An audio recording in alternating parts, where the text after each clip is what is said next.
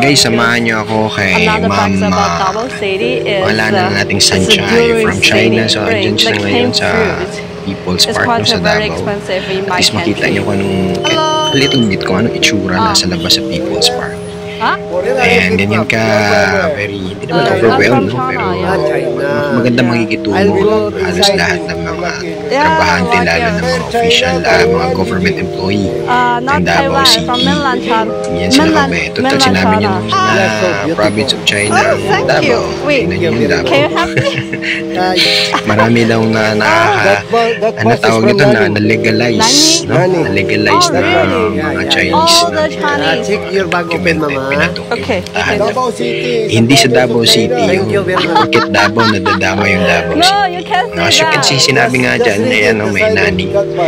So they came from Naning, no, marami din taga-China din talaga na nag-visit dito sa Davao. So hindi lang yan, of course, America, lahat naman.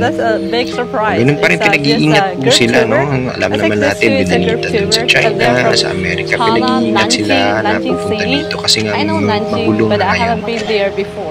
Safety ng mga constituents nila or mga citizen nila. I don't know. I think it's just a kidding. It's just kidding. I think it's just a reference. Sabi nga niya, kidding lang daw.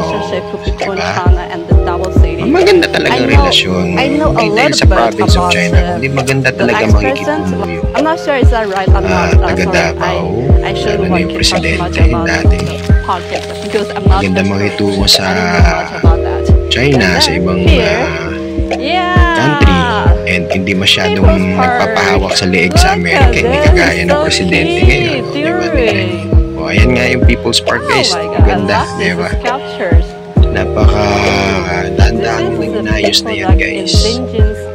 Natandaan na Durian, capital of the Philippines. Ayan. Pati meron din dito sa amin, no?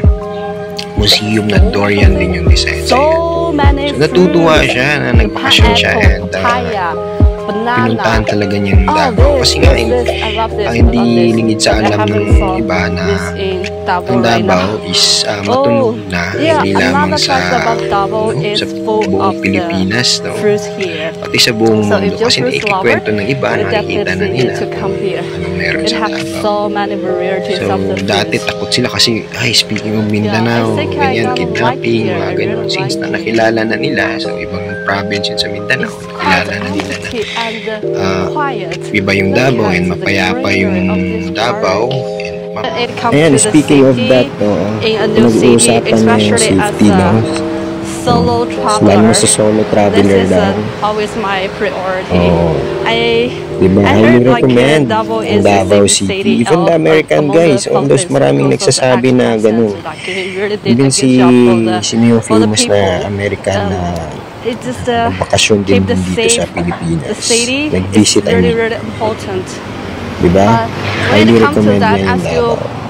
I don't know, but and after I stay here, maybe several days, I think I have a painting to see that. In general, after I got here, I feel like safe because I asked, I talked to the locals, Davao, cooperative lalo na pag alam nila foreigner. Naalagaan talaga na hindi nila binubudol.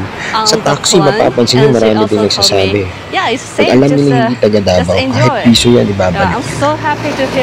Ayaw na ayaw ni Duterte. Ayaw na ayaw ni Duterte na niloloko yung mga tao, lalo na hindi taga Davao. Yung naging pangit yung feedback ng Davao.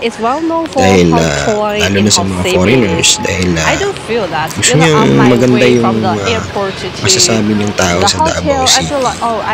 Ayan, no question naman sa kalinisan. Diba? Pakinggan yung mga sinasabi niya. Tingnan mo kung gaano ka-friendly yung mga tao dyan. Ayan, makinig po tayo. My YouTube channel? Follow mo ba? YouTube, do you have the YouTube? O diba, nagkikipagkaibigan. Ganyan naman talaga tayo mga Pilipino, alam naman natin. Pero iba talaga papansin. Hindi na iba, pag alam nila foreigner, nakikitungo nga sila, pero binubudol nila. Overpricing, magsasakay ng taxi, mga ganun, dito hindi. Pero, of course, hindi siya yung total crowded, sinasabi nga nila, pang 8 daw. Sa buong mundo ba yun? Na pinaka-traffic ang Davao. Hindi po totoo yun. Oo, mas traffic po talaga sa Luzon. Mag-aalas 8 na ng umaga, wala na masyadong traffic dyan. Tapos hapon na naman hanggang alas 8 ng gabi, pinaka-matraffic pa rin.